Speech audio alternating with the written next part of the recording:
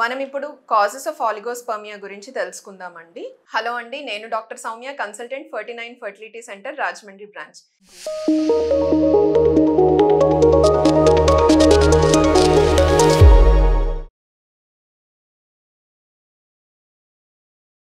ఒకటి మనం కేటగిరైజ్ చేసుకున్నట్లయితే కనుక non testicular and testicular causes.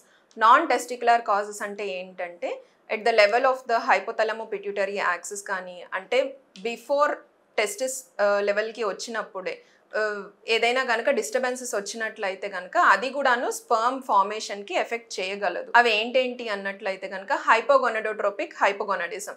ఇందులో ఏమవుతుంది అంటే మనకి స్పర్మ్ ప్రొడక్షన్కి అవసరమైన FSH, LH అనేవి అడిక్వేట్గా ప్రొడక్షన్ ఉండదు. వీళ్ళల్లో కూడాను స్పర్మ్స్ అనేవి ఫార్మేషన్ ఎఫెక్ట్ అయి ఉంటాయి. ఎవరెవరిలో అంటే ఏదైనా పిట్యూటరీ ట్యూమర్స్ ఉన్నా కానీ, లేదంటే ప్రొలాక్టిన్ లెవెల్స్ బాగా ఎక్కువ ఉన్న వారిలో హైపర్ ప్రొలాక్టినీమియా అంటాం, లేదా హైపోథైరాయిడిజం, థైరాయిడ్ అబ్నార్మాలిటీస్ ఉన్న వాళ్ళలో ఏమవుతుంది అంటే అడిక్వేట్ అమౌంట్ ఆఫ్ FSH అనేది ప్రొడ్యూస్ అవ్వదు. FSH ప్రొడ్యూస్ అవ్వదు గనుక స్పర్మటోజెనసిస్ ఏదైతే జరగాల్సి ఉందో అది ఎఫెక్ట్ అవుతుందండి. ఇదే కాకుండా స్మోకింగ్ కానీ, డ్రింకింగ్ కానీ హ్యాబిట్ ఉన్నవాళ్ళు, లేదంటే బాగా లావుగా ఉన్నవాళ్ళు, BMI ఎక్కువగా ఉంది, more than 25, more than 30 BMI ఉన్నవారిలో, ఇటువంటి వాళ్ళందరిలో కూడాను స్పర్మ్ ఫార్మేషన్ అన్నది డిఫెక్టివ్గా ఉంటుందండి.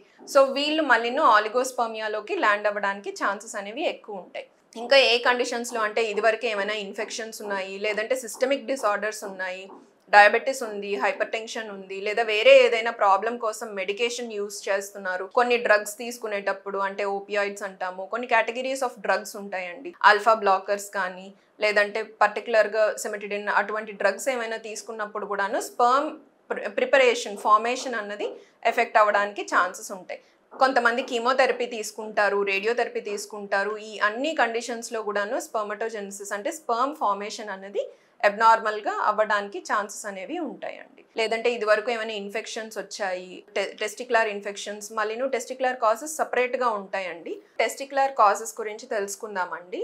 టెస్టిస్ కనుక ఏదైనా కండిషన్స్లో ఎఫెక్ట్ అయినట్లయితే కూడాను మనకి స్పర్మ్ ఫార్మేషన్ అనేది డిస్టర్బ్ అవుతుందండి. వీళ్ళు కూడాను ఆలిగోస్పర్మియాలోకి ల్యాండ్ అవ్వడానికి ఛాన్సెస్ ఉంటాయి.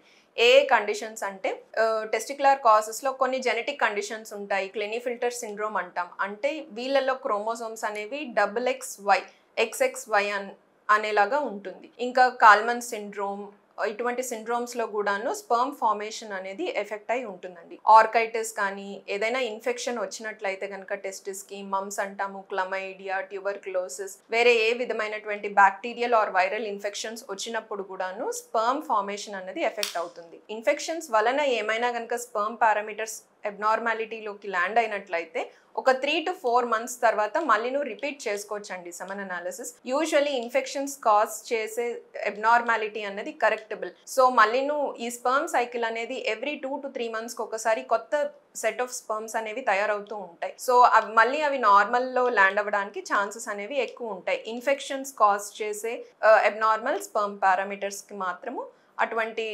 ఇంప్రూవ్మెంట్ అనేది ఉంటుందండి. అండ్ అదర్ కాజెస్ వచ్చినట్లయితే వారికోసిల్ చాలా మంది సర్జరీస్ చేయించుకుంటూ ఉంటారండి, బట్ ఆల్ గ్రేడ్స్కి అవసరం ఉండదు వారికోసిలెక్టమీ. ఓన్లీ పాల్పబుల్ వారికోసిల్ అంటే చేతితో పాల్పేట్ చేసినప్పుడు ఏదైతే పాల్పబుల్గా ఉంది లేదా పెయిన్ఫుల్గా ఉంది వాళ్ళలో మాత్రం surgical correction grade 3 more than grade 3 వాళ్ళకి ప్రొసీజర్ అనేది నీడ్ ఉంటుందండి. Thank you.